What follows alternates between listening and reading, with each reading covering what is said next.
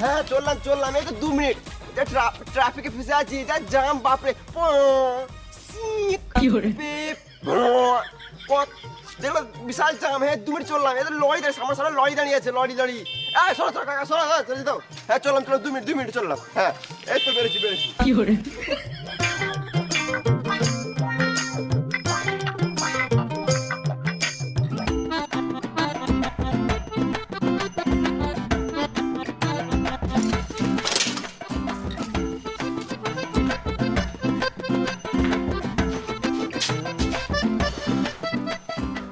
এখনো মিস্ত্রি আসে নাই, দুটো রিলস বানিয়ে দিই।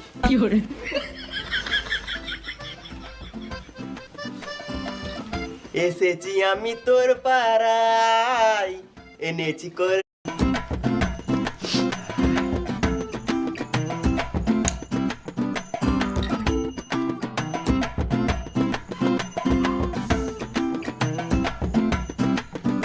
তাড়াতাড়ি কাজে লাগো, না হলে মিস্ত্রি এসে বকবে। বেশি গান মাস না তুই, জানিস না মিস্ত্রির সাথে কেমন কথা বলতে হয়।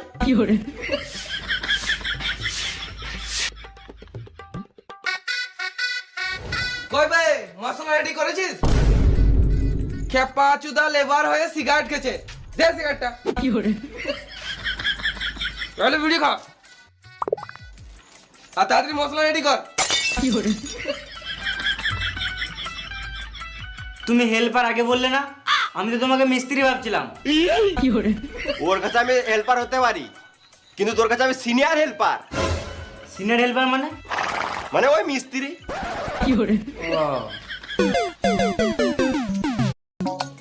আমার মুতা পেকেছে, বুঝলি, আমি ওখানে মুতে আসি। ঠিক আছে যাও। তাড়াতাড়ি আসবি।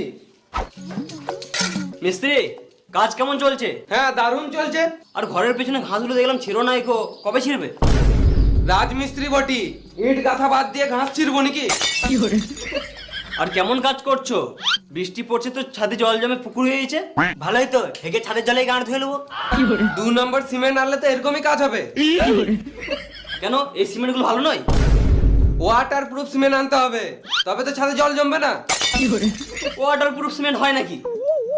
তাহলে আমি একবার ছাদ থেকে ঘুরে আসছি। মিস্ত্রি একটা বিড়ি দাও তো খাই। কি বললি? ওই মিস্ত্রি বলছিল বিরিয়ানি খাবো। ও বেশ, ঠিক আছে, পরে খাই। আর মিস্ত্রি, আমি তো এই রুমটায় থাকবো, তো ভালো করে ডিজাইন করে দিও। না না, এই রুমটাতে অ্যাটাচ বাথরুম আছে, আমি থাকবো। না না, আমার বয়স হচ্ছে, আমার অ্যাটাচ বাথরুম দরকার। না না, আমি ইয়াং আছি, আমার অ্যাটাচ বাথরুম দরকার। তুই ইয়াং আছিস, তুই দূরে বাথরুমে যেতে পারবি। আমার বয়স বাড়ছে, আমি যেতে পারবো? তোমার একটা সাদের ছেলে, তাই একটা অ্যাটাচ বাথরুম দিতে পারবে না? ঘরে থাকতে দিচ্ছি, ওটাই অনেক। আর মিস্ত্রি, এই রুমটা ভালো করে ডিজাইন করে দিও তো। আর বেটা, কি হলো? তোর এই ঘরে থাকার ইচ্ছা হলে থাক, না তো গার মারা গা। এই রুমটা আমিই লুবো। চললাম। মিস্ত্রি একটা বিড়ি দাও তো খাই, ভাত খেয়ে পেট ফেপে গেল। মিস্ত্রি বাবাকে বুঝাও তো এই রুমটা আমাকে দেওয়ার জন্য। এই রুমটা তুমি কেন নিবে? রুমে অ্যাটাচ বাথরুম থাকলে যখন তখন হ্যান্ডেল মারতে পারবো।